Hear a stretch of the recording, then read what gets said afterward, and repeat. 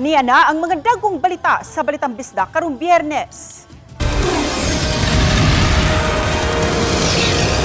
Vlogger sa Bohol gidakop kay giingong namaligya o gidiling drogas. BFP nang hatag og pito sa mga residente sa Cebu City. Presidente Bongbong Marcos Jr. subling mibisita sa Northern Cebu. Ug 81st Tuluan Raid gisaulog sa Giwan LGU. Kini ang GMA Regional TV, Balitang Bisdak. Maayong hapon, ako si Cecil Kibod Castro. Laing pagtayog ang nabatyagan alas 7:03 kaganihang buntag sa Earthquake Information number 3 sa Philippine Institute of Volcanology and Seismology kung PHIVOLCS, gi-downgrade sa PHIVOLCS ngadto na lang sa 6 magnitude ang nakuuna nilang gipagawas nga sayuran nga 6.2 magnitude. Tectonic ang hinungdan niini nga may giladmon nga 28 kilometers. Lakip sa nakasinati ang mga lugar sa Eastern Visayas sama sa Anahawan, Hinunangan, Hinundayan, Liluan, Dimasawa, Pintuyan, St. Bernard, San Francisco, San Juan, San Ricardo ug sa Silago, Southern Leyte. Ubos sa Intensity 4. Ang ubang lugar sa Eastern Visayas nakasinati usab og Intensity 3, takip na dinhi ang Tacloban City. Intensity 2 sa Navalbiliran, Ormoc City, Albuera, Babatngon, Kalubian, Capuocan, Carigara, Isabel, Haro, Cananga, Leyte, Matag-ub, Merida, Palumpon, San Isidro, Tabango, Tunga ug Villaban, Leyte. Samtang Intensity 1 sa Garcia Hernandez, Dimyao, Dila, Candihay ug Sevilla, Bohol. Gibisita ni Presidente Bongbong Marcos Jr. ang Bugos City kung ground zero dihang mitay-og ang magnitude 6.9 nga linog. Dugang tabang iyang gipasalig sa mga biktima sa linog. Ang detalye sa report ni Femery Dumabo. Kining pamilyang Avenido, kagahapon lang nibalhin din sa Tent City sa Barangay Kugon. Nagtulda-tulda sila gawa sa naguba nilang panimay sa Barangay Gairan nga nahimutang haduol sa epicenter sa magnitude 6.9 nga linog sa Bugos City niadtong Setyembre 30 sa gabi. Nagtulda-tulda sila sudda sa kapindwa ka semana. Daghan sinkhole dito sa mga jud dapit sa hadlok na jud may mukuan bang nya dol mi sa dagat. Munang ni decide balhin na lang mi diri oo. Wala man sila'y problema panahon sa ting-uwan dinhi sa Tent City apan magproblema sila sa grabing kainit kun maadlawan. Okay naman ma'am, kumpleto naman ang pagkaon. Naman po sila mga tambal ma'am, okay naman. Pero kung ingnaron nga adlawan niya Init kayo ma'am. Nang gawas na lang tak. Mato ni Jonas Maco, Tent City Camp Manager nga naana sa 162 families o 894 individuals ang nagpuyo sa Tent City as of ganihang buntag. Tungod sa pausab-usab nga panahon diin init kaayo usay sama nilang karon ug usay usab adunay pag-ulan ngadto na sa kusog gid nga pag-ulan hinungdan nga giangkon sa Philippine Red Cross nga adunay gipipila sa mga niya sa Tent City nga magkasakit makasinati og ubo ug sipon hinungdan nga dito Miyerkules lang ilang gitukod kining isolation tent nga alang sa lalaki ug lahi usab ang alang sa babae. We cannot deny the fact that we are not perfect, pero we can always aim for excellence and may mga partners naman tayo na tumutulong sa atin. Ang maong isolation facility o kining pool ang bag-uhay lang gimuntar o gidayeg ni Presidente Bongbong Marcos atol siyang subling pagbisita sa Bogotan City ganihang udto. Bisan sa kainit sa panahon, gituyok sa presidente ang pipila ka mga tent. Gipangumusta ang mga nanimuyo ni ini. Nakigsandurot makadiyot ilabi na sa mga bata nga miduol kaniya. Ganun ang situation report namin dito ngayon. Maayos, lahat ng tao na naging biktima ay meron ng sinisilungan, meron silang kinakain, meron silang kinukuhanan ng tubig, meron silang ginagamit na toilet facilities na maayos, at lahat pa ng kung ano pa ang pangangailangan going forward. Miuban sa presidente sa pag-inspeksyon sa Tent City, sila si DPWH Secretary Vince Dizon, DSUD Secretary Jose Ramon Aliling, PRC Chair Richard Gordon o DSWD Secretary Rex Gatchalian. Samtang di layo sa Tent City, adunay mga nagtulda-tulda pa sa open space gawa sa ilang panimay nga partially damaged. Kinsa nanawagan ngadto sa presidente sa nasod nga matabangan usab sila. Tabangan lang niyan sa kanang ang amo ang balay nga na crack. Gipasalig sa Pangulo nga tanang apektado ang matabangan, pinaagi usab sa mga cash assistance ug housing materials nga ipanghatag. Gipaybaw ni Gatchalian nga gisudan karong adlaw ang payout alang sa 250 families sa lungsod sa San Remigio ug 149 families sa Bugos City. 10,125 pesos alang sa mga totally damaged nga panimay. Ug alang usab sa partially damaged, 5,250 pesos. And we're still waiting for the holistic target kasi as we speak, nagva-validate pa yung mga local government units. So tandaan nyo, nagbibigay sa amin ng listahan ang mga local government units. So we're still waiting for them to submit a complete list. Samtang 134 ka mga modular shelter unit o smart homes ang pasiunang gipangayo ni Bogo City Mayor Mayel Martinez ngadto sa DSUD nga mapahimutang dinhi sa Bogo City. Merong mga areas na nakita natin right after the assessment na nasa mga living near the sinkholes, living near the fault line. So parang kinukuha natin yung actual na mga numbers talaga, ng mga kailangan talaga nating ilikas dun sa mga tinitirhan nila. Oba ni Cleofer Lumayag, ako si Marie Dumabok. Balitang Bisdak. Vlogger nga giingong nang inganyo sa mga tao nga mogamit og illegal nga droga sa iyang social media live stream gisikop sa kapulisan sa lungsod sa Tubigon, Bohol. Ang sospek nabantog siyang alias nga si Gegel sikop sa gipahigayong bypass operation sa Tubigon Municipal Police Station sa Purok 4, Barangay Makaas sa Naasun Lungsod.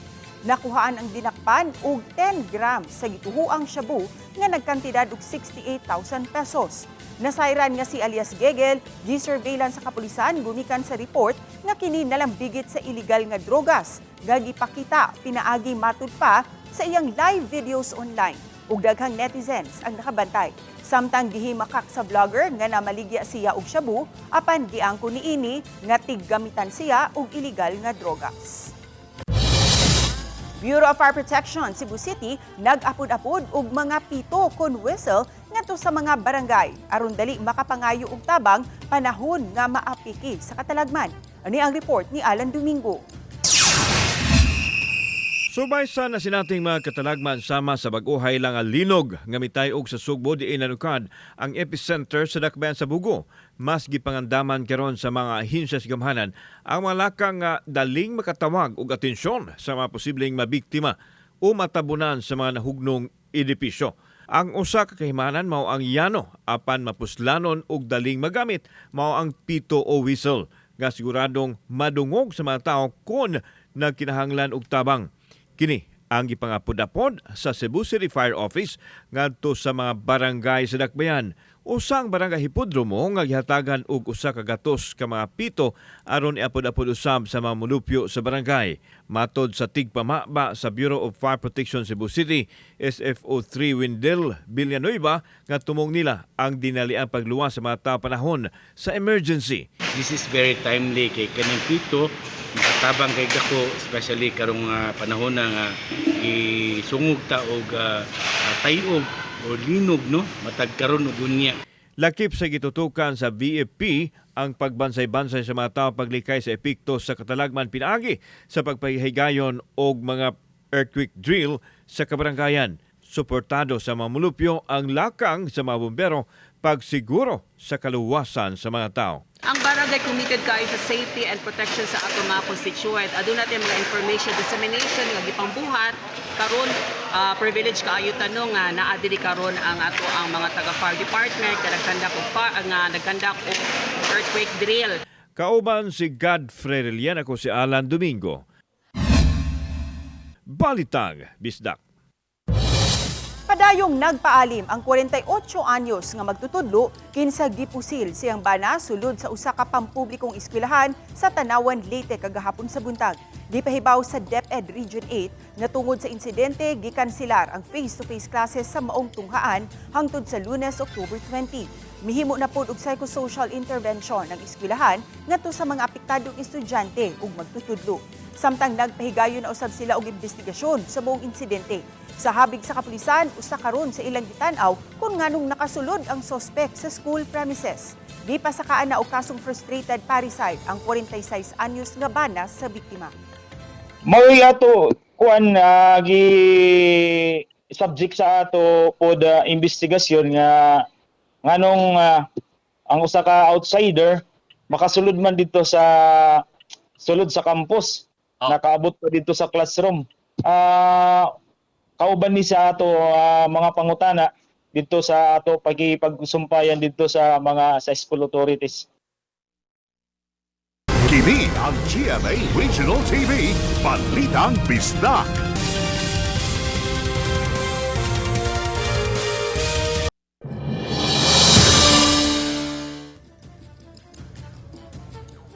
Duha ka mga nakasurvive sa vehicular incident sa Barangay Pusok, Lapu-Lapu City niadtong October 7 sa hapon, naglaraw nga mupasaka na usab ug kaso batok sa driver kundi gayud kini mutuman sa iyang gisaad. May kumusta ang kahimtang sa duha ka mga nangaangol? Ses na discharge na sa Tambalanan ang 41 anyos nga babaeng trabahante sa MEPS apan nagpabilin paghihapon sa hospital ang 63 anyos nga ginang kay hangtod karon wala pa maoperahi ang iyang duha ka mga kamot. Ang 41 anyos nga babaeng trabahante sa MEPS 1 ang nakuhaan sa dashcam ni ining usa ka pribadong sakyanan nga nadasmagan sa usa ka MPV. Nagatang lang unta siya ug masakyan nga modern jeep gikan sa trabaho alas 4 sa hapon niadtong Oktubre 7 dihang nadasmagan siya. Sa video makitang nisuway pa pagbarog ang babaeng biktima. Kuyawan ko kay basig na nagsunod nga kusog kaayo so mao to nga pagka tan-aw na ko nga kuandra sila kana murag hinay or ni hunong man siguro to kay puro buyag man wala ra jud ko na pass out ato nga time. Tungod sa impact, nahiagom og mga samad ug bunog ang tanang wang parte sa iyang lawas. Labing nagrabihan ang ibabaw sa iyang mata nga matud niya nalungag ug di na matahi kay nalata na ang unod niini. Na-discharge na siya sa hospital ug nagpahuway pa karon sa ilang panimay sa lungsod sa Carmen. Apan di pa niya malihok ang iyang wang bukton ug maglisod pa usab siya og lakaw. Katugpa na ni nako sa semento ma'am sa kalsada gid ba kay ang right side nako nga face ang half sa ako ang face kay nasay man to sa ako ang bag. So mao to nga wala ra kay siya na damage ang left side jud nako katong naigo sa impact jud katong nadumbol jud siya. Matud sa biktima nga taguo nato sa pangan nga Emma, sukad sa hitabo wa pa siya nadawat nga tabang pinansyal gikan sa driver sa MPV nga nakabangga kaniya. Mikabat sa 62,000 pesos ang iyang nabayran sa hospital, wa pay labot ang mga tambal. Busa naglaraw siya nga mopasaka og kaso sunod semana batok sa driver. Makig-settle na lang ang tapo nila niya sila murag wala may plano ma'am kay kanang nihatag na ko nila sa details kung asa sila mo maari niya. Wala man sila update until Sunday ra ma'am. Kung inig Monday kung ma-okay na ko ma'am mo adto jud ko sa police station. Sa pikas bahin, ana paghihapon karon sa Tambalanan ang 63 anyos nga si Isidra Buok kinsa lakip usab sa nadasmagan sa MPV niadtong higayuna samtang galakaw daplin sa daan aron kuhaon unta ang iyang apo sa eskwelahan. Nabali ang duha ka mga kamot ni Isidra apan matud siyang anak nga si Joanne hangtod karon wa pa maoperahi ang iyang inahan. Gi-order pa daw ang implant ba niya. Daghan pa manggod kaayo ang kuan first come first serve man daw. Nakapangayo na hinuon sila og partial settlement nga 30,000 pesos gikan sa driver sa MPV ug mao kini ang ilang gikuha-kuhaan sa pang-adlaw-adlaw nga gastuhan nila sa hospital. Matud sa anak ni Isidra kun ugaling dili tumanon sa driver ang gisaad niini nga dugang 20,000 pesos nga financial assistance ug refund sa tanan nilang nagasto sa tambal ug plitihan, hayan musang at gayud sila og kaso. Kakiha pa nila ma'am kung dili sila mutuman sa ilahang samo ang kuan kondisyon kay ang kung sa abogado manggod is dili pa pwede nga isettle gyud kay infractured man si mama. Nangayo kami og kuan nila ma'am kanang partial settlement. Mato ni Police Lieutenant Colonel Christian Torres, spokesperson sa Lapu-Lapu City Police Office, bisan kung niligid na ang mga adlaw, human sa hitabo, mamahimo paghihapong makasangat og kaso ang duha ka mga babaeng naangol. Naman tay prescriptive period sa pag-file sa kaso.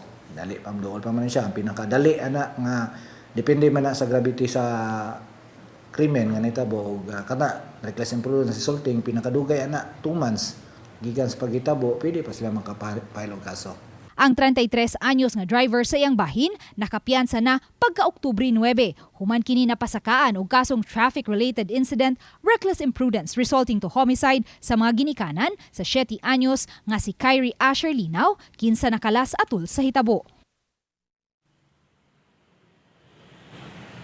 Ses nanawagan karon ang mga biktima, ilabi na ang mga kabanay ni Isidra Buok ngadto sa adunay mga malumuog kasing-kasing nga unta matabangan sila sa ilahang pang-adlaw-adlaw nga panginahanglan o gastuhan sa hospital.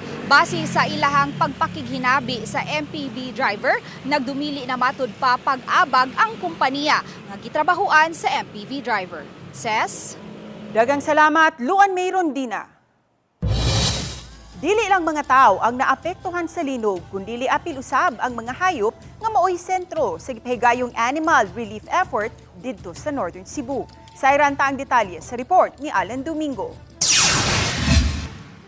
Sa makausap pa, gipamatud-an sa tao ang pagpakabana sa kinabuhi sa mga hayop nga naapektuhan sa katalagman. Ang grupo ni Dr. Alice Utlang, Cebu City Veterinarian, uban ang nagpakabanang grupo ang mipahigayon og animal relief operation sa mga lungsod sa Northern Cebu nga naapektuhan sa linog. Kutob sa mga masugatan nila mga iro og iring, ubang mga hayop ang gihatagan nila og pagkaon ug ang kadtong adunay mga tag-iya gibinlan usab nila og pagkaon aron naay ikasustener ang mga hayop. Gawa sa feeding, nagpahigayon usab sila og Animal Medical Mission, lakip nini ang pagpangkapon og panglaygit sa mga hayop nga libre. Dili ni siya mo ilas kay ang biyaya animal care ni Saad nga tanang LGU nga naigo sa unsay tawag ani earthquake librihan na mo og laygate. Okay. Mga 100 ka iro og iring ana nga locality. Partner sa DVMF ang mga LGUs ug magpadayon ang ilahang serbisyo hangtod aduna pay mga hayop nga nagkinahanglan og tabang. Sayon ini, adunay usa ka ero nga natagak sa dakong sinkhole sa lungsod sa San Remigio nga giluwas sa tao kinsa buhis buhay ang iyahang pagkanaog sa sinkhole ug milampos siya sa pagluwas sa ero nga makabalik sa tag-iya nini. Ang ipakitang pagpakabana sa mga tao sa mga hayop nagpakita lang matud pa sa kaaghop sa pagbati sa tao ngadto sa mga hayop diin panahon sa katalagman, dili mataligaman ang mga gitawag nga the voiceless ang mga hayop. Kauban si Godfrey Lian, ako si Alan Domingo. Balitang Bisdak. Adunay gamayng alibyo nga posibleng mabatyagan sa mga motorista sunod semana. Gipahibaw ni Department of Energy Oil Industry Management Bureau Assistant Director Rodela Romero ang posibleng pagmenos sa presyo sa produktong petrolyo sunod semana. Subay sa 4-day trading sa MOPS kun Mean of Platts, Singapore, di bana-bana nga muminos ang gasolina og 30 sentimos matag litro. Piso og 10 sentimos usab ang gibana-banang pagmenos sa diesel matag litro, samtang 65 sentimos usab sa kerosene. Subay kini sa pagminos sa demand sa krudo ug sa nagsobra nga supply sa Russia ug sa Estados Unidos. Kini ang GMA Regional TV, Balitang Bisdak.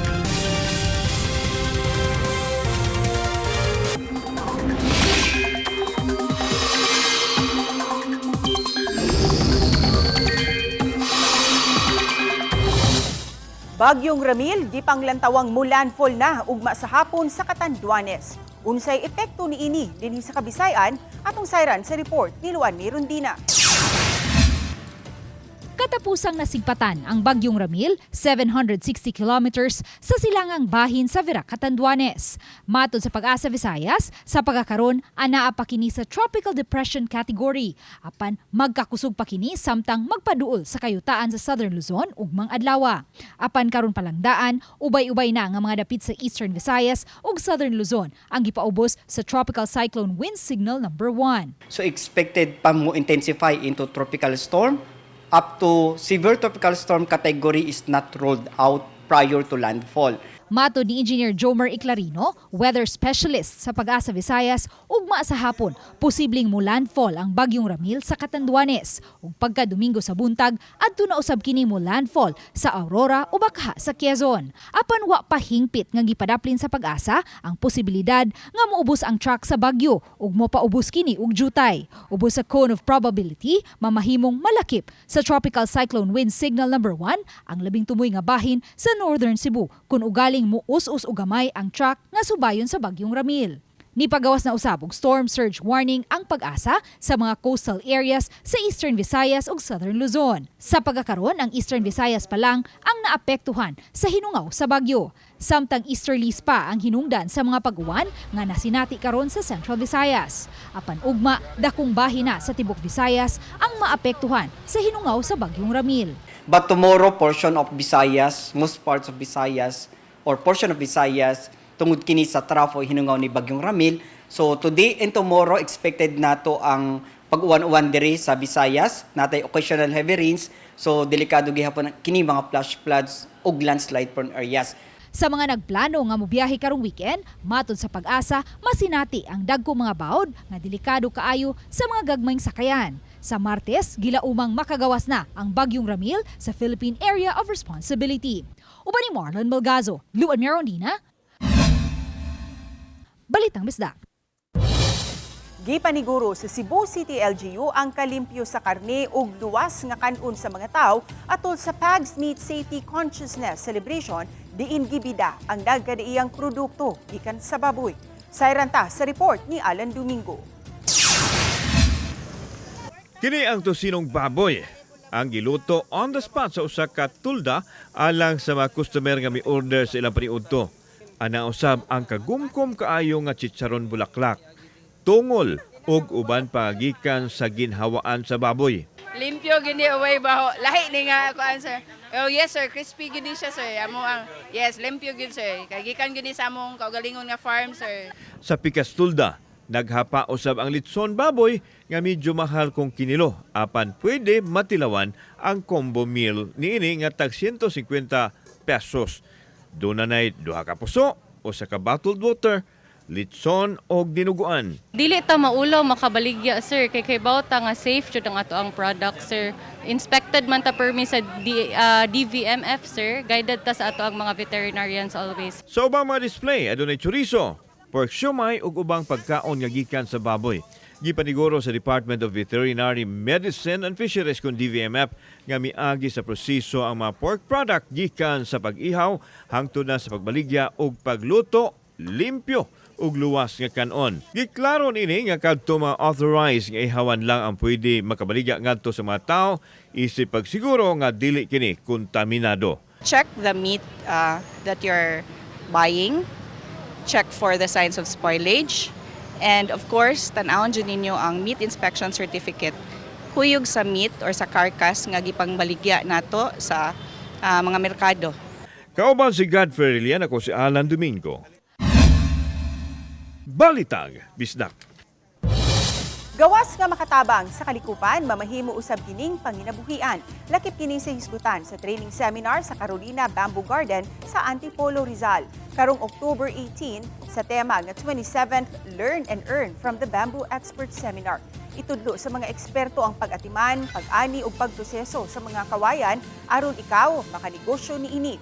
Aduna sa ipahigayon nga tour sa amenities ug features sulod sa Bamboo Garden. Sa mga interesado, mamihimo kamong mag-email o mobisita sa website sa Carolina Bamboo Garden. 81st Suluan Raid gihandom sa lungsod sa Giwan, Eastern Samar karong adlaw. Gihimo ang seremonyas kaginang buntag sa Veterans Park sa Barangay Ngolos nga gitambungan sa mga opisyal.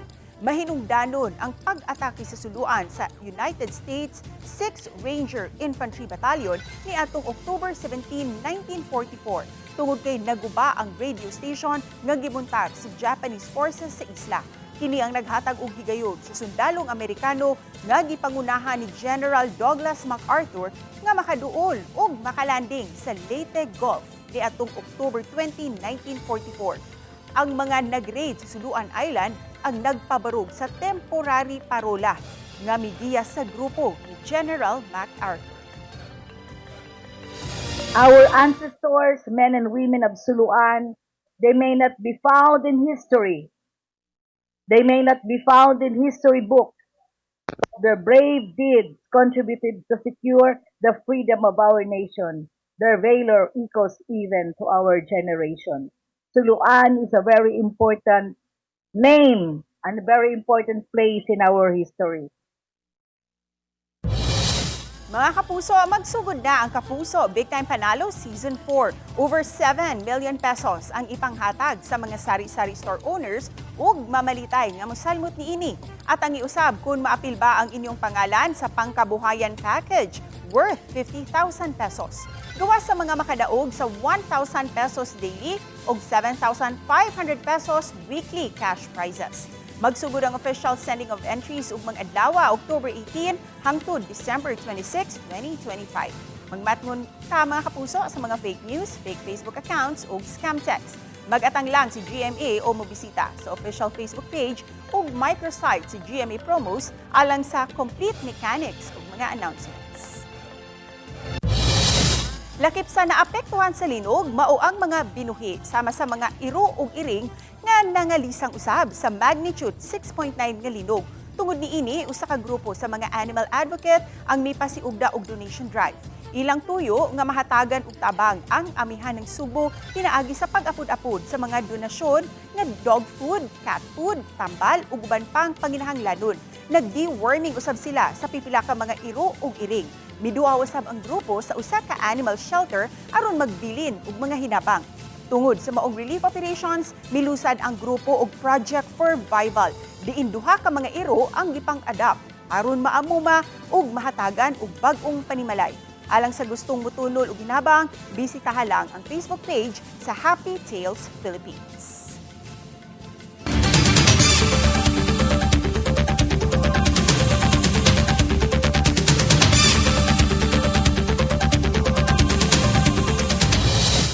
Nagrally at tubangan sa Kapitolyo sa Subo ang mga mulupyo sa dakbayan sa Toledo nga apektado sa halapad nga quarry sa ilang dapit.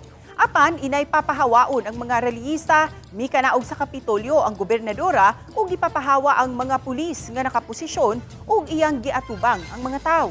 Gigakus niya ang ubang mga relihista nga naghilak ug giagda pa niya nga magpalandong ug mangaon.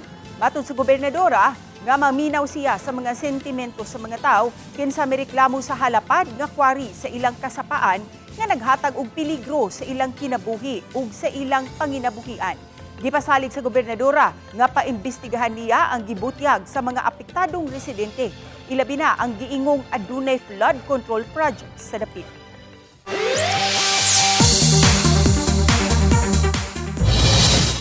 Atangi ang nagpadayong Bubble Gang 30th Anniversary Special. Makita nato ang mga karaan ug mga bag-ong cast nga magpasundayag sa ilang batang bubble presentation. Ubay-ubay ka mga skits ug parodies ag bupakatawa ka nato. Busa atong tan-aw ang batang bubble karong Domingo alas 6:10 sa gabi. Samtang kinsa kaha ang labing unang kampiyon sa Stars on the Floor. Ugma na masaksihan ang finale niini diin magtigi sila si Glyza ug JM, Faith ug Juice, Rodjun ug Dasuri, Thea ug Joshua, Vixen Patrick ug Kakay. At ugma ang panagtigi sa mga artista alas 7:15 sa gabi pagkahuman sa Pipito, Manaloto. Nakadawat na og Community Tsunami Alerting System gikan sa DOST Fivox ang Borongan City, Eastern Samar. Tinguha niini nga mapahimangnuan dayon ang mga residente nga nagpuyo sa baybayon nga muhawa sa ilang Pinoy-anan kung adunay tsunami nga moigo.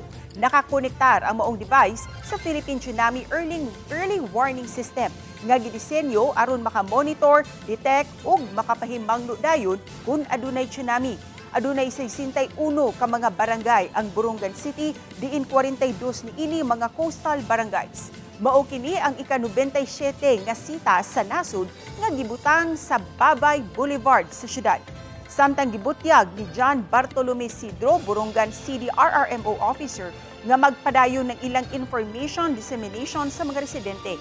Samtang panawagan ni Loretta Yadaw sa mga residente, naman po yung mga warnings or mga alert, sana maging mapagmatsyag tayo. May bisita pagbalik karong adlaw sa Northern Cebu si Presidente Bongbong Marcos Jr. Unang gibisita sa presidente ang lungsod sa San Remigio ug ato kining sayran sa report ni Nico Sereno. Kini ang Bayanihan Village, ang dakong evacuation center sa lungsod sa San Remigio alang sa mga nabiktima sa kusog nga linog. 250 ka mga pamilya ang nagpuyo dinhi. may 200 ka mga family tents gimuntar ang DSWD nga giokupahan sa mga residenteng na biktima sa linog.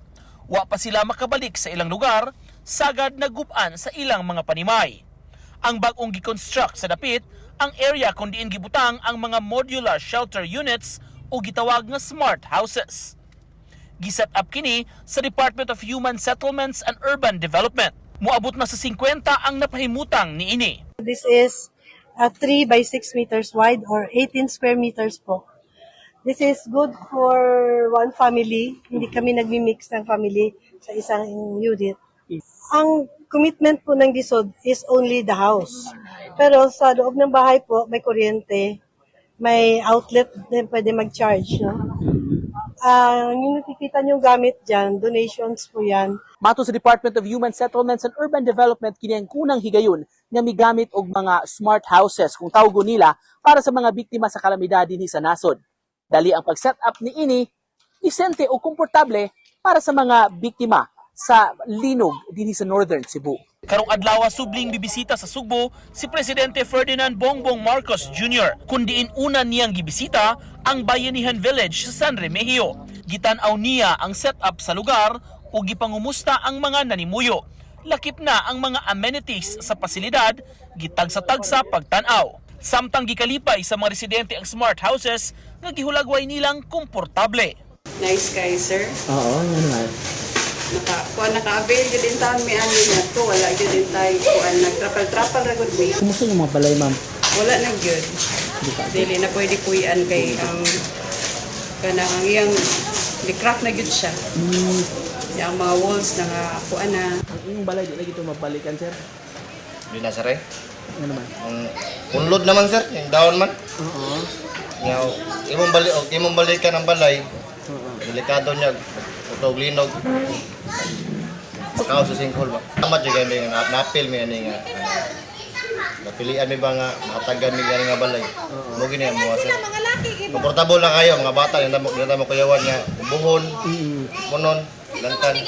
Masalamat kayo sa intabang ani. Apan ang uban nga nagpuyo sa tent pa nang hinaot nga mabalhin sab sila sa modular shelter para mas mahiluna sila. Indot pod ko adto mi dito kay dili na mi makunan sa tubig kung magbaha.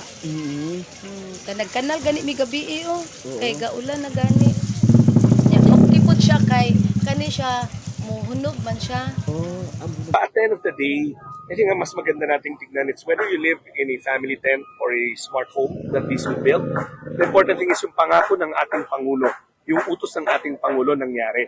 Diba natandaan nyo nung day 1 na nandito siya, sabi niya kailangan magtayo tayo ng tent city. So we now have 5 tent cities. Banabana sa municipal government sa tibok San Remigio, muabot sa 14 ngadto sa 20,000 ka mga pamilya ang apektado sa linog. Mukapin sa 600 ka mga balay ang totally damaged sa maong lungsod, samtang 12,000 kapin ang partially damaged base pa sa inisyal nga listahan. May mga lugar nga giila na sa LGU nga no-build zone. Under no-build zone, katong mga balay bitaw na mga sinkholes, na mga tatukay cracks tungod sa biya gyud-yuta, tatukay mga cracks agi sila mga balay. Di naman gyud kapuy-an ang ilang mga balay. Kanya para nako, ang ilang mga balay ay no-build zones. Tungod kay no-build zones man, it's going to take us longer to relocate and build houses for them. Kining mga totally damaged, partially damaged, hinahinay na nila natin hatag o financial assistance. Hopefully, nahinay na po na sila balik sa ilang panimalay. Pagkakaroon good, tungkol kay naman mga aftershocks, what are we willing to go back to their houses? Uban ni Cleofer Lumayag, ako si Nico Sereno.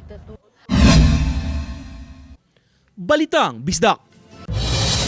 Kami ang GMA Regional TV Balitang Bisdak. Kinatibuk ang pwersa alang sa mas dakong misyon ug mas halapad nga pag-alagad sa nasud. Mga kapuso, 69 days to go na lang sa dili pa ang Pasko.